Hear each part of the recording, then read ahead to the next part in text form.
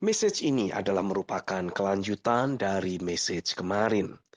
Kita sedang membahas tentang porsi dan keberadaan kita sebagai seorang anak Allah. Sewajarnya lah untuk diri kita sebagai seorang anak Allah mengharapkan terwujudnya kondisi atau keadaan sebagai berikut. Yang pertama, kita menikmati persekutuan yang hidup, yang sehat, yang bersifat pribadi dengan Sang Pencipta. Dia telah melayakkan keberadaan kita yang dahulu adalah hamba dosa untuk menjadi anak-anaknya. Yang kedua, kita menikmati kehidupan sehari-hari yang sepenuhnya bebas dari berbagai tuduhan, rasa bersalah, rasa tidak layak, beban berat, letih lesu, atau berbagai konflik batin dan berbagai pengaruh emosi negatif lainnya. Roma 8 ayat 1-2 dan Matius 11 ayat 28. Yang ketiga, kita akan terus dilatih oleh Roh Kudus untuk dengan sukarela menjalani kehidupan sehari-hari dalam ketergantungan penuh terhadap Bapa. Menjalani kehidupan sehari-hari di dalam arahan, tuntunan, pemeliharaan, dan penyediaan dari Sang Bapa. Yang keempat, Roh Kudus akan melatih kita untuk menjalani hidup sehari-hari di dalam otoritas para raja dalam dunia ini. Roma 5 ayat yang ke-17 dari terjemahan Amplified Bible. Yang kelima, Bapa telah menetapkan adanya porsi berkat, penggenapan janji, untuk dapat kita nikmati sebagai anak-anaknya. Tapi untuk menikmatinya dibutuhkan kesediaan kita untuk menyatukan diri dengan agenda Bapa. Roma 8 ayat yang ke-17. Dengan menjalani hidup sebagai seorang anak Allah, sesungguhnya ada banyak hal dalam kehidupan kita yang sudah tidak perlu dipergumulkan lagi. A. Kebutuhan hidup sehari-hari. Tuhan menegaskan, jika kita terus menyatukan hidup kita dengan agenda kerajaannya, sesungguhnya kita sudah tidak perlu lagi memikirkan atau mengkhawatirkan tentang pemenuhan kebutuhan hidup sehari-hari yang kita miliki. Sebagai Bapa yang baik, Dia sudah menyediakan suatu porsi berkat bagi kita. Matius 6 ayat 33. Jadi selama kita terus memprioritaskan penggenapan agenda kerajaannya di bumi ini, otomatis kita pun akan terus menikmati adanya pemeliharaan Bapa yang secara ilahi Dia nyatakan dalam kehidupan sehari-hari kita.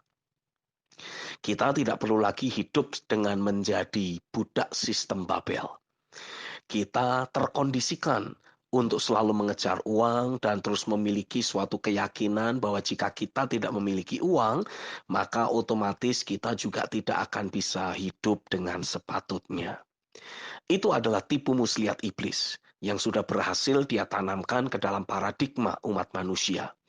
Mengkondisikan semua orang di atas muka bumi ini untuk terus menjadi hamba mamon. Tapi sebagai anak Allah, kita harus memastikan bahwa realita keberadaannya dalam hidup kita adalah merupakan hal yang paling penting. Dia harus menjadi harta kita satu-satunya dan yang paling berharga. Matius 6 ayat 19-24. B. Pertumbuhan atau kematangan rohani. Yohanes 15 ayat 1-8. Tuhan menegaskan, jika kita terus memiliki hati yang haus lapar akan Dia, kita terus melekat hidup di dalam keterhubungan dan kebergantungan kepada Bapa, maka otomatis kita juga akan terus menikmati adanya aliran firman yang keluar dari mulut Bapa, mengalir dan menghidupkan manusia batiniah kita. Selalu ada kehidupan ilahi yang mengalir dari ruang tahta, memenuhi kehidupan sehari-hari kita. Otomatis, segala bentuk keakuan, keinginan daging, ataupun benih-benih musuh lainnya yang berhasil tertabur ke dalam hidup kita, tidak akan pernah bisa bertumbuh. Sebaliknya, keilahian dan rupa Kristus akan jadi semakin nyata dalam hidup kita. Tidak ada lagi pergumulan untuk terus bertumbuh, menjadi semakin matang secara rohani, hidup dalam keilahian, ataupun jadi semakin serupa dengan Kristus. Semua akan terjadi secara begitu saja. Yang harus kita waspadai adalah masuknya berbagai pencemaran rohani ke dalam hidup kita. Berbagai ganjalan, sakit hati, luka batin, kekecewaan, dan berbagai jenis konflik batin atau gejolak emosi negatif lainnya yang seringkali masuk dan mencemari kehidupan kita karena adanya gesekan, kesalahpahaman, ataupun konflik dengan orang-orang lain. Itu semua adalah perusak nomor satu dari hubungan yang kita miliki dengan Bapa. Injil Matius, pasal yang ke-6 ayat 14-15 menuliskan, karena jikalau kamu mengampuni kesalahan orang, Bapamu yang di sorga akan mengampuni kamu juga. Tetapi jikalau kamu tidak mengampuni orang, Bapamu juga tidak akan mengampuni kesalahanmu. Jadi pastikanlah kita menjadi seseorang yang mengadopsi sifat dari Bapa Sorgawi. Mudah mengampuni dan melupakan kesalahan. Matius 5 ayat 43 sampai 48.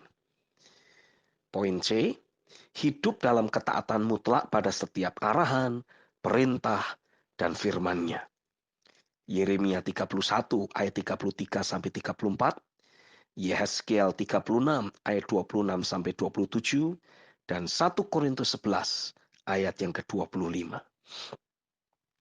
Secara spesifik, Nabi Yehezkiel menubuatkan di dalam kitab Yehezkiel 36 ayat yang ke-26 dalam terjemahan versi mudah dibaca. Aku akan menaruh roh yang baru padamu dan mengubah caramu berpikir. Aku mengambil hati yang keras dari tubuhmu dan memberikan hati yang lembut kepadamu. Sementara di dalam ayat yang sama dari terjemahan firman Allah yang hidup dituliskan, Aku akan memberikan kepadamu hati yang baru. Aku akan memberikan kepadamu keinginan-keinginan yang baru dan benar, serta memberikan roh yang baru dalam batinmu. Aku akan menyingkirkan hatimu yang mengeras seperti batu karena dosa, dan memberikan kepadamu hati yang baru, yang lembut dan penuh kasih. Tuhan sendiri yang berinisiatif untuk menaruh dalam hidup kita sebagai ciptaan baru, keinginan-keinginan yang benar, paradigma atau perspektif atau persepsi yang ilahi. Sehingga dari dalam diri kita akan selalu ada dorongan untuk melakukan hal yang benar. Membangun suatu kualitas hidup yang memperkenan hati Bapa. Hidup di dalam ketaatan mutlak pada setiap perintah, arahan, dan firman-Nya. Jadi, jika sampai hari ini engkau masih terus bergumul untuk bisa membangun kehidupan yang memperkenan hati Bapa, engkau terus bergumul untuk bisa taat secara mutlak pada area-area tertentu dari kehidupanmu, itu disebabkan karena engkau masih mengizinkan tipu muslihat iblis terus berlaku dan mendistrek hidupmu dari dia. Tidak ada kehidupan yang lebih baik, yang lebih indah, dan lebih menyenangkan selain hidup dalam ketaatan mutlak pada setiap arahan, tuntunan, perintah, dan firman-Nya. Itulah hakikat keberadaan manusia yang sesungguhnya. Dia menjadikan kita untuk hidup sebagai eksekutor dari setiap perintah-Nya. Dia memberikan hati yang taat mutlak agar kita bisa menjalani kehidupan sehari-hari kita di dalam lingkupan realita hadirat-Nya.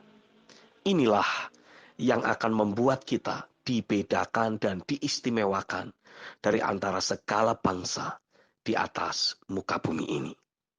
Amin. Bersama dengan seluruh kerabat kerja Daily Devotion Pastor Stephen Agustinus, saya mengucapkan selamat tahun baru.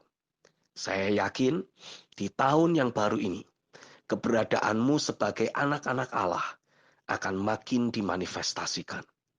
Bapa memakai hidupmu untuk menyatakan terang kemuliaan sorga di tengah dunia yang makin gelap ini.